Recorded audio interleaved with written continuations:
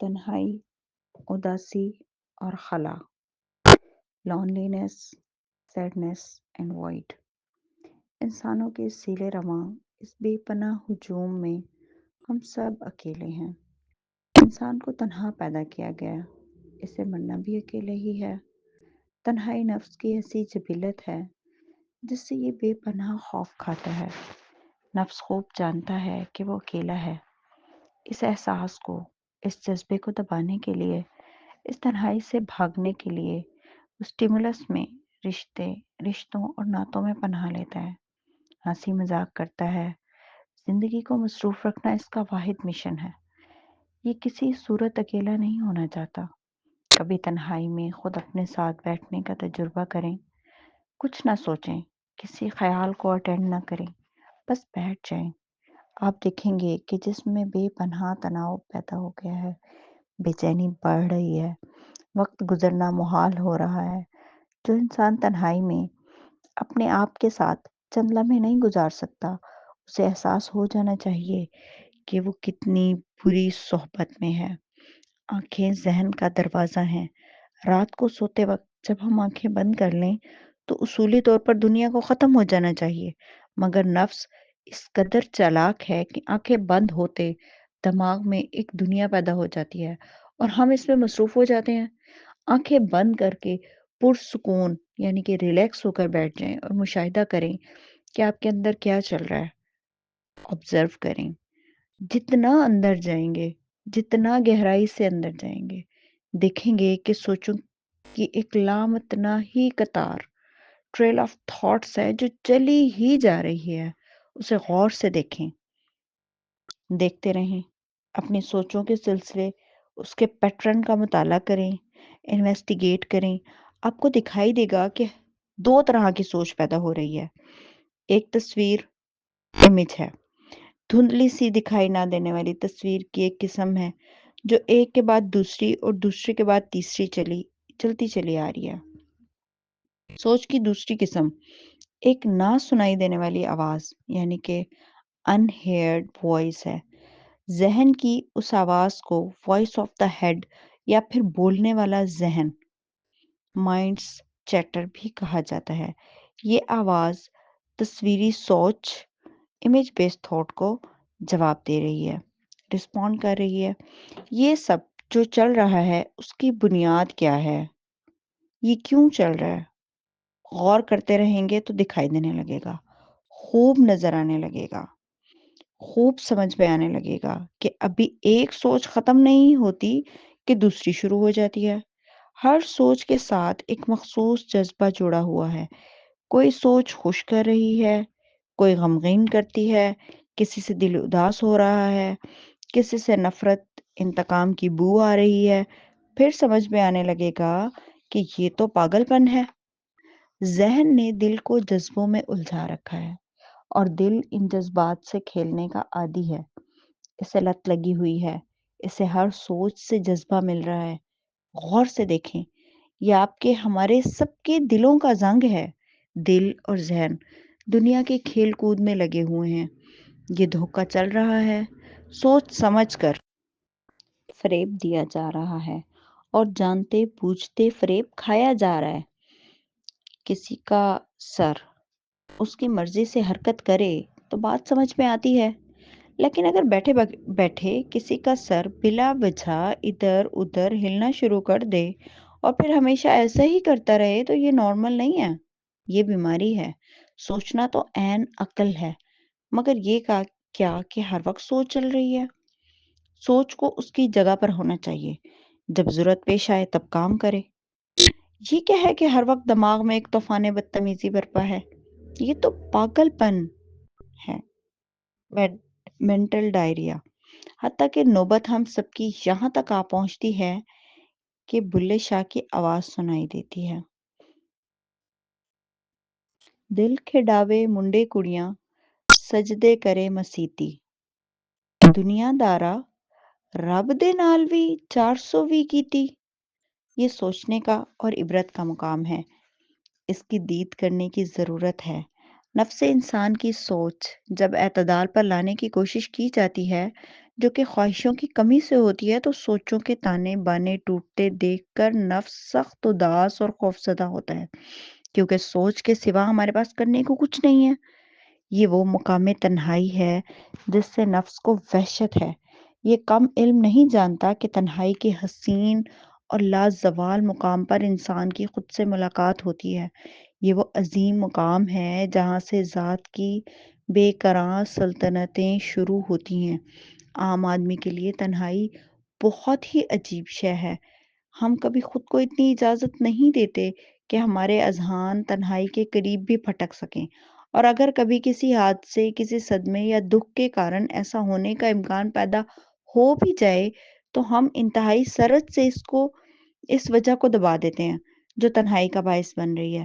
اسے دبانے کے لیے ہم کچھ بھی کر گزرنے کو تیار ہو جاتے ہیں۔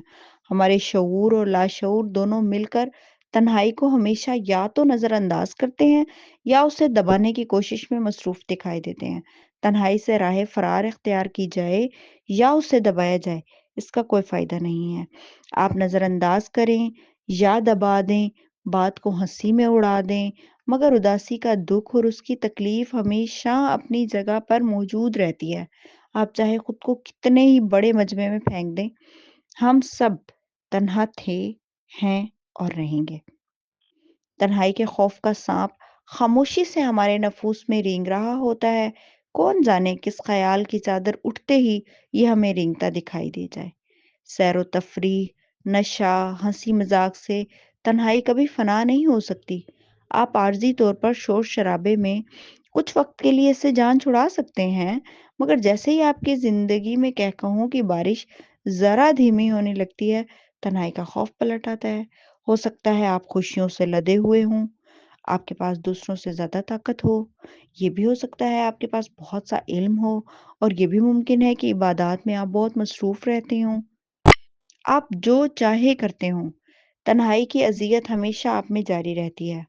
ہو سکتا ہے آپ اپنے بچوں کی محبتوں میں سرشار جی رہے ہوں، آپ کا شاندار ٹیلنٹ آپ کو مست کیے رکھتا ہو، مگر جیسے دن پر رات چھا جاتی ہے، ایسے ہی تنہائی آپ پر چھا جاتی ہے۔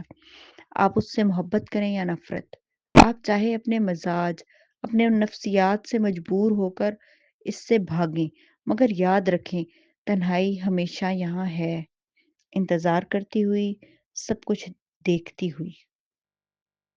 وہ ہر بار اس لیے پلٹ جاتی ہے کیونکہ اسے پتا ہے کہ آپ اس سے دوبارہ ضرور ملیں گے، اور ہر بار ایسا ہی ہوتا ہے۔ راز سمجھ آ جائے تو بات بن جاتی ہے۔ تنہائی، لونلینس جو ہے، یہ کوئی اکلاپا یا آئسولیشن نہیں ہے۔ تنہائی اکیلے پن کا، اکلاپے کا علم ہے۔ تنہائی وہ نہیں ہے جسے دنیا تنہائی کہتی ہے، وہ اکیلا پن ہے، وہ آئسولیشن ہے۔ تنہائی اس آئسولیشن کے احساس کا علم عطا ہو جانے کو کہتے ہیں۔ تنہائی لونلینس ہے، اس بات کا عین علم اور ادراک ہو جانا، ذاتی تجربے سے جان جانا کہ میں اکیلا ہوں، اس پوری دنیا میں اکیلا ہوں، لونلینس کہلاتا ہے۔ ایک ہوش مند نفس خوب جانتا ہے کہ اس کی حرکات یا ایکٹیویٹیز کسی بھی درجے کی ہوں، ان کی جڑ تنہائی کا خوف ہے۔ اگر کچھ دیر کے لیے تمام ممکن حرکات یعنی کہ ایکٹیویٹیز روک لی جائیں اور سٹلنس طاری کر لی جائے تو دیکھا جا سکتا ہے، ایک اندھے کی آنکھ سے بھی دیکھا جا سکتا ہے کہ نفس کے مرکز میں ایک خلا کا، ایک وائڈ ایمپٹینس کا احساس ابھرنے لگتا ہے۔ نفس اس ابھرتے ہوئے خالی پن سے ہمیشہ خائف ہوتا ہے۔ یہی وہ خلا ہے جس کو پر کرنے کے لیے انسان اپنی ساری زندگی، بیش قیمت زندگی کو ضائع کر بیٹھتا ہے۔ لوگ اپنی زندگیوں کے سچے، جھوٹے، بڑے چھوٹے، اچھے برے مقاصد بناتے ہیں۔ جو بھی کرتے ہیں اس کا مقصد صرف تنہائی کے اس عظیم خلا کو پر کرنے کی کوشش کرنا ہے، جو کسی صورت کسی سے بھی آج تک پر نہیں ہو سکا۔ ہاں، مگر صرف وہ لوگ جن کو اللہ دیکھنے والی نظر عطا فرما دے۔ نفس کو معلوم ہو کہ یہ خود سے کبھی نہیں بھاگ سکتا، کیونکہ نفس اپنی ذات میں، اپنے سٹرکچر میں تنہا ہے۔ اللہ کی طلب میں نکلنے والے ہر نفس پر یہ وقت آتا ہے جب وہ اس مقام پر پہنچتا ہے جسے خالی پن، وائڈ ایمپٹینس کہتے ہیں۔ یہاں سے آگے اس کے ساتھ جانے والا کوئی نہیں۔ نہ کوئی مرشد، نہ استاد۔ یہاں پر یہاں کوئی پر نہیں مار سکتا۔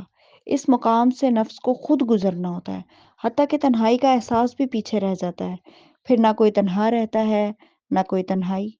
You will go alone, even aloneness will not go with you. You, you will go all alone. اس مقام پر صرف اللہ پر کامل اعتماد ہی کام آتا ہے۔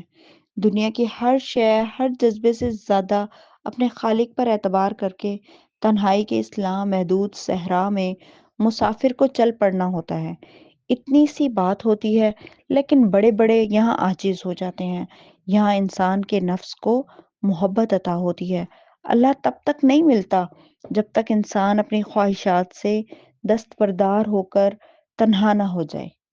نفس نفس انسان اس مقام پر ایسا ہو جاتا ہے کہ سب کے درمیان رہتا ہے، زندگی بسر کرتا، کھاتا پیتا، ہنستا مسکراتا، بالکل دوسروں جیسا دکھائی دیتا ہے، مگر اندر سے جان چکا ہوتا ہے کہ وہ تنہا ہے، کوئی اس کا نہیں اور وہ کسی کا نہیں۔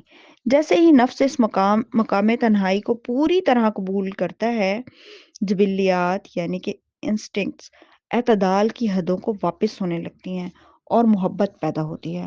محبت جو مخلوقات کا اپنے خالق کے ساتھ سب سے قریبی رشتہ ہے۔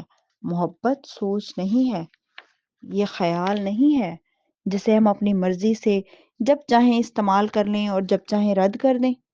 بے لوث محبت تو سب سے عظیم جذبہ ہے۔ Unconditional love is nothing but compassion۔ جب محبت جاگ جائے تو پتہ چلتا ہے کہ نفرت کوئی شے نہیں۔ پھر یہ محبت نفس کو بلند کرتی ہے۔ محبت ایک راز ہے، ایک ایسا راز جسے لکھا نہیں جا سکتا، کیونکہ محبت لفظ کی گرفت اور پہنچ سے اوپر کی شے ہے، نہ ہی یہ بتائی جا سکتی ہے۔ اسے صرف محسوس کر سکتا ہے وہ جسے حقیقت میں یہ ہو جائے۔ محبت کا پودا ان تنہائی کے ریگزار میں اگتا ہے۔ اس کے پھول کی خوشبو میں اس کے پھول کی خوشبو میں کی دسترس سے بلند ہے، بہت ہی بلند۔